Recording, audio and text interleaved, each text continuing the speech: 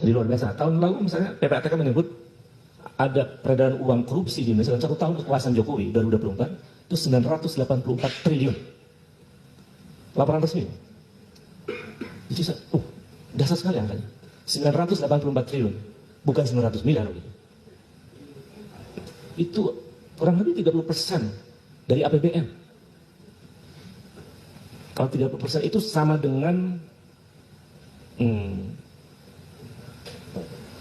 biaya untuk menghidupi hampir 18 provinsi di Indonesia. Jadi kita bisa bayangkan, kalau ada 18 provinsi membutuhkan dana sekitar bahkan lebih dari 20 provinsi misalnya 900 triliun, kemudian kita ambil uang itu, ada 20 provinsi yang akan mati kira-kira begitu, kolaps. Jadi betapa dasarnya korupsi ini. Karena itu sebenarnya kami mengapa kemudian waktu itu sampai ke KPK, karena kami merasakan betul bahwa ketika tahun 98 begitu, situasi waktu itu kita punya mimpi besar bagaimana Indonesia bisa menjadi negara maju. Kita membayangkan waktu itu 20 tahun setelah kita reformasi, kita akan masuk satu episode penting begitu. Dengan pendapatan per kapita kita di atas 14.000 US dollar. Bayangan kita begitu. Karena APBN ada 20% untuk pendidikan. Melampau, waktu itu cuma 2,5% dari pendidikan. Jadi kita membayangkan 20 tahun kita akan ada generasi yang luar biasa. Kemudian waktu itu kita dorong ada KPK sehingga korupsi kita minimalis begitu.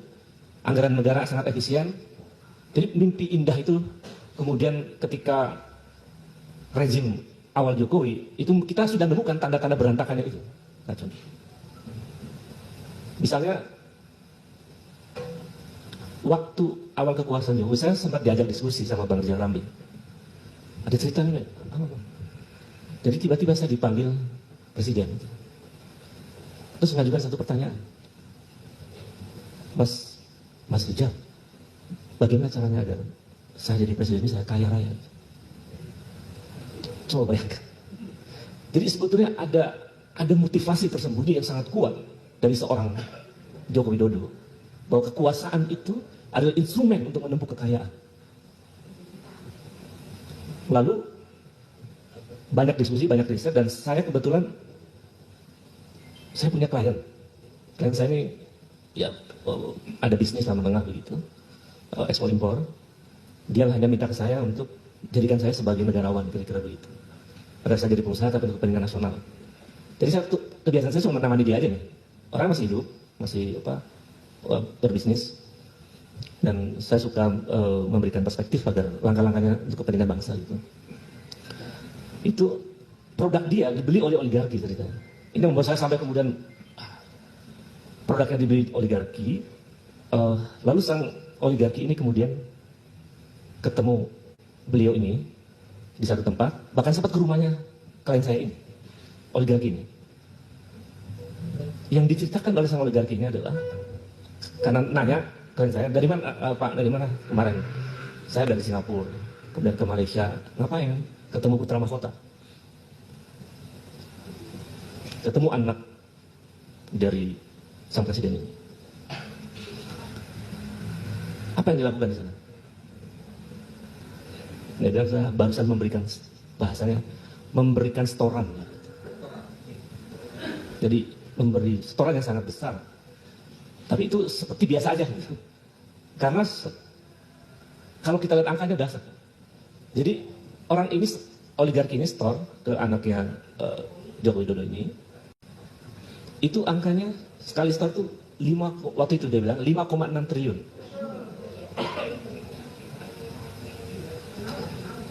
Jadi dia sampai bersumpah, saya mendengar langsung kan. Dia bercerita, tapi dia mau ditutupi nama klien saya ini. Dan saya sudah terlalu percaya sama klien saya ini. Dan saya yakin dia tidak berbohong dan bisa dicek. Uang yang digunakan oleh anak presiden ini untuk membeli saham perusahaan sawit, sejumlah perusahaan sawit di Malaysia. Itu baru satu oligarki. Belum yang lain. Yang lain kemudian saya, ini supaya nanti mengarah ke sana ya. Maksud saya ini memang sudah terlalu parah ini, si mantan ini. Saya bertetangga dengan orang-orang pajak, ada juga orang perbankan. Satu ketika ada orang pajak yang bercerita saya bahwa dia punya teman yang main golf dengan sejumlah direktur bank. Nah, ada cerita dari direktur bank ini. Ini kalau negara ini benar ya, ini ada Prabowo jadi presiden ya. Kalau benar harusnya serius mereka ini. Kalau enggak ya sama aja kayak gurunya. Saya sudah pernah mengatakan bahwa mantan presiden yang lalu adalah gurunya ini. Jadi ceritalah orang bank ini kepada orang pajak bahwa dia kaget di banknya itu ada uang masuk jumlahnya ratusan triliun.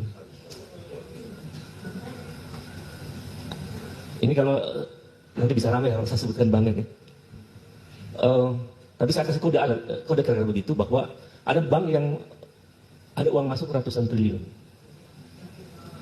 Kemudian diceklah sama elit bank ini, dicek ini akun dari mana deh kan, kemudian siapa orang-orang. Ternyata mayoritas nomor rekening itu milik warga atau orang yang berada di wilayah Solo. Jadi tidak satu rekening. Ya, tolong dicek. Jadi itu dari Solo. Kalau banknya serius dan sebenarnya PPATK bisa menelusuri itu, bisa ketemu tuh milik siapa saja itu. Dugaan besarnya dari jejaring keluarga ini. Karena dengan uang sangat besar. Nah, kemudian kita diskusi banyak di waktu itu menjelang saya laporan ke KPK itu, yang sangat terlihat memang pergeseran saham. Jadi itu sederhana ketika KPK mengatakan nggak ada pejabat negara gitu untuk korupsi yang saya laporkan itu pernyataannya sangat keliru. Karena yang saya laporkan anaknya pejabat negara. Waktu itu Gibran masih jadi wali kota. Kemudian Jokowi pejabat negara. Kemudian satu lagi duta besar waktu itu, yang kemudian menjadi Watim Pres. Jadi KPK keliru kalau mengatakan bahwa yang kami laporkan itu tidak ada pejabat negara. Karena nyatanya mereka pejabat negara. Polanya macam-macam. Jadi mereka ada memberikan saham, memberikan fasilitas, gratifikasi dan lain-lain semacam itu. Jadi sebetulnya sudah terlalu terang benderang korupsi ini. Lalu kenapa kemudian tidak juga dibongkar? Waktu kami dipanggil penyidik itu ditanya agak lama sebetulnya. Maksudnya ada perdebatan yang sangat lama waktu itu. Ini kalau kami baca ini bukan hanya ngelaporin Gibran sama Kaisang ya. Iya, memang kami itu sesungguhnya melaporkan Joko Widodo sebetulnya. Tapi pintunya dari bukti-bukti gratifikasi itu dari putra-putranya.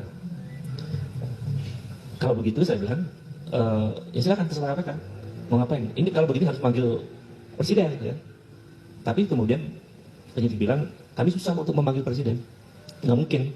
Karena undang-undang KPK sudah dirubah oleh Jokowi sama partai yang berkuasa waktu itu kan, tahun 2019 dengan revisi undang-undang KPK dulu, yang membuat KPK menjadi rumpun eksekutif.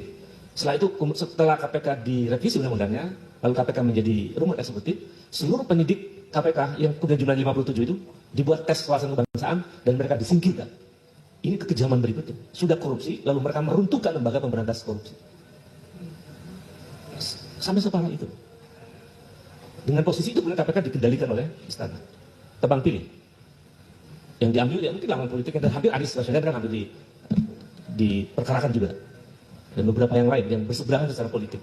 Jadi menurut saya sudah terang-terang Pak Taufik, Prof. Antoni dan Bang Sedidu dan semuanya. Satu ketika saya didatangi oleh orang istana. Dan rumahnya tidak jauh dari saya di satu klaster. Habis sholat subuh, kan saya mau ke rumah ya. Sedang ke rumah sambil ngopi gitu. Ini cerita. Apa yang saya lakukan menurut dia itu sudah benar. Sudah benar. Ini keluarga bermasalah. Transaksi keuangannya, pajaknya dia waktu itu bermasalah. Waktu yang kami laporkan itu sangat bermasalah.